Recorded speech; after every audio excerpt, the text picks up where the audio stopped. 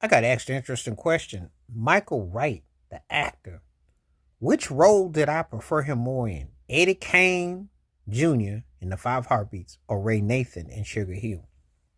Now, you talk about an actor's actor. This cat got chops for days.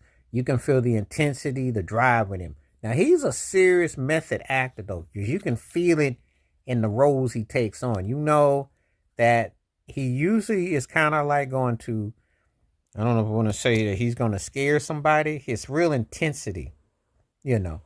I will be a firm believer that I really believe he could have probably played the Miles Davis story even better than Don Cheadle did, who I do like a lot. But I think Michael Wright would have been perfect for that. He just, the intensity like in the Jazz Club, smoky scenery. But we're talking about two roles here that for the community, for certain people or certain heads and times, these roles were big time. Because The Five Heartbeats is a legendary, iconic movie. And you know, when you talk about movie based on industry and everything, Eddie Kane, you'll never be me. You'll never. And I go back with Michael Wright when he was in The Principal with James Belushi and Louis Gossett Jr. He was the bully thug that was running the school in his own set. And he always was a compelling figure with how he carried himself. You know, I think that in a balanced, fair world, he'd have been almost like the black version of Clint Eastwood. He'd have been that intense because he had a certain intensity. He just never got the crossover and the love. But people know him when they see him on the screen.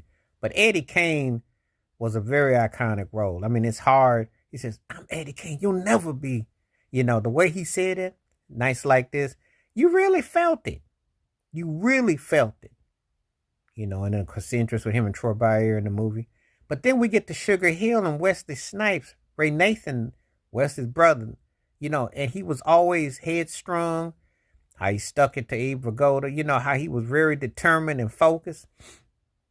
You know, he was really a takeover, strong co-star, very intense, you know, very, not just singular, but also about business, you know.